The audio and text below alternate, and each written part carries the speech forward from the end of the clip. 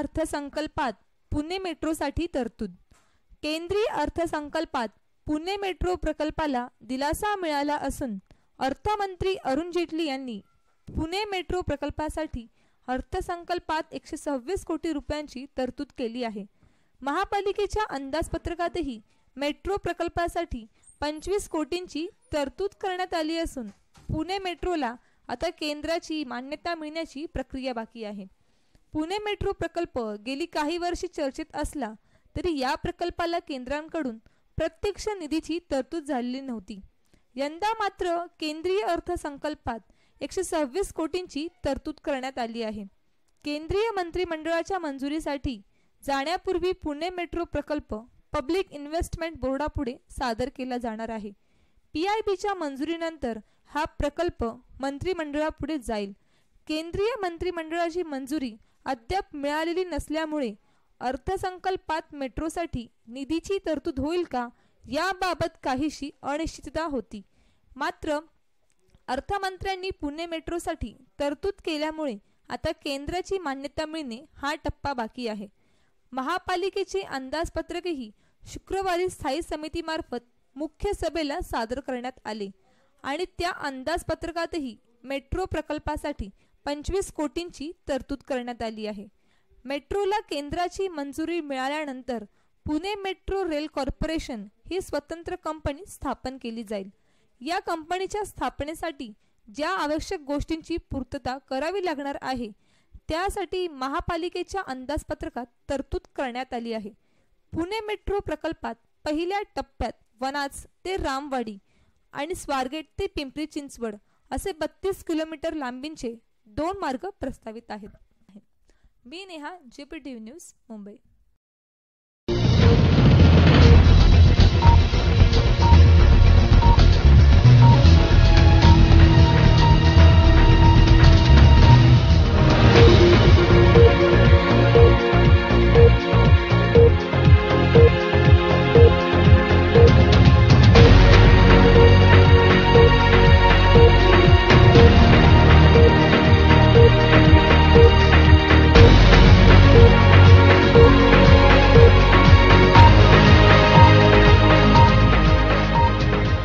मध्ये आपलं स्वागत आहे। केंद्रीय अर्थमंत्री अरुण जेटली यांनी भाजपा सरकारचा पहिला अर्थसंकल्प जाहीर केला आहे। चला तर ऐकूया लोकांच्या त्याबद्दलच्या प्रतिक्रिया। पहिल्या अर्थसंकल्पाबद्दल आपल्याला काय वाटतं? हा जो अर्थसंकल्प केंद्र शासनाने जो दिला आहे या अर्थसंकल्पामध्ये वाढ जी त्यांनी जी केली आहे 14% दर जो वाढवला आहे तो चुकीचा आहे। याच्यामध्ये सामान्य व्यक्ती जसं ज्यांचे 8 ते 10 हजार रुपये महिन्याचा पगार आहे तो गरीब व्यक्ती याच्यामध्ये नुकसानदायक, त्याला त्रास होणार। तर हा अर्थसंकल्प केंद्राने कम करण्याच्या व्यतिरिक्त वाढ करून सामान्य व्यक्तींना फार त्याचा त्रास होणार आहे आणि मध्यमवर्गीयांना। सर, भाजपा सरकारने हाही वादा केला आहे की 2022 पर्यंत प्रत्येकाला भारतात घर मिळेल, तर तुम्हाला असं वाटतं की खरं होईल? नाही, शक्य नाही, कारण देश 2022 पर्यंत सरकार बीजेपीचे असो किंवा काँग्रेसचं असो शक्य नाही ते। कारण अगर केंद्र सरकार अगर प्रत्येकाला घर देत राहिलं तर मग देशाची सुरक्षेसाठी खर्च कुठे येणार?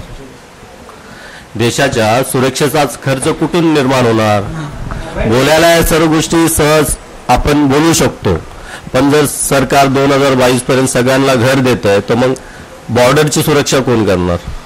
आणि सरकारने आश्वासन तेवढंच द्यावं जेवढं व्यक्तीला आणि सामान्य व्यक्तीला त्याबद्दल त्रास न होता त्यांचं जीवन सुरक्षित राहावं। आता 14% हा जो दरवाढ केलाय हा चुकीचा आहे। आज जे पेट्रोल डिझेलचे जे रेट कमी झाले ते इंटरनॅशनल लेवलवर झालेले आहेत आणि सरकार म्हणते आम्ही केले, ते चुकीचं आहे। पण इंटरनॅशनल लेवलवर जेव्हा तेलाचे दर कमी झाले तर महागाई का कमी नाही होत आहे? आज BST मध्ये आपण CNG लावतोय, तर मग CNG लावल्याच्या नंतरही BSTचे दर वाढ झालीच आहे ना, मग त्याच्या सामान्य व्यक्तीलाच त्रास होतोय आणि मध्यमवर्गीयांना। तर मग त्यानंतरही तुम्ही जर 14% दर वाढ करतायत तर त्याच्या सामान्य आणि मध्यमवर्गीयांची जास्त गळचेपी होते। आणि सर आता हा एकही रूल आहे की 1 लाखांच्या वरती जर तुम्ही खरेदी केलं, काही खरेदी केली तर त्याला पॅन कार्डचा नंबर देणं कंपल्सरी आहे. त्याच्याबद्दल ह्याबद्दल कसं आहे, आता सामान्य व्यक्ती कसं आहे, तर सामान्य व्यक्तीला 8 ते 10 हजार पगार आहे. 8 ते 10 हजार पगार आहे सामान्य व्यक्तीला. त्याचं 10 लाखाच्या पुढे इन्कम जाणार नाही. मध्यमवर्गीय हा चांगला सॅलरी घेतो, 30 लाख, 30,000, 35,000, 40,000. तर त्याचा जो इन्कम होतो तर त्या अगोदर टॅक्स वगैरे सरकार कापून अगोदरच घेतं. आणि जे मोठे बिझनेसवाले आहेत तर ते ऑलरेडी काही पोझिशन केल्याच्या अगोदर आपलं टॅक्स ते सरकारला पे करतात. तर सामान्य व्यक्तीला त्याबद्दल असा काही त्रास नाही. पण सामान्य व्यक्ती अडकतो कुठे, महागाईमध्ये. आणि सामान्य व्यक्तीसाठी आणि मध्यमवर्गीयांसाठी जर सरकारने काही चांगलं केलं तर मी त्यांना धन्यवाद देईल. सरकार बीजेपीचं असो, काँग्रेसचं असो, पण सामान्य आणि मध्यमवर्गीयांची रूपरेषा आणि जीवनमान बघून वाढ करावी. अभी जैसे कि मोदी सरकार ने जो हमारा मतलब चालू किया एसएसएन, तो उसमें कुछ मार्केटिंग के लिए एक ही है कि जैसे कि अभी पैन कार्ड वगैरह जो भी है आपका नाम, यानी 1 लाख का जो खरीदी करते हो आप, तो उसमें आपको बेनिफिट क्या होता है और आपको रिटर्न फाइल क्या होता है. तो उसमें जो है महंगाई का जो मतलब अभी जो मतलब उन्होंने ये प्रोसीजर रखा है, तो उसमें कुछ महंगाई का, यानी गरीबों के लिए जो कहते हैं कि हम कर रहे हैं, तो मेरे ख्याल से गरीबों के लिए नहीं, अमीरों के लिए होती है.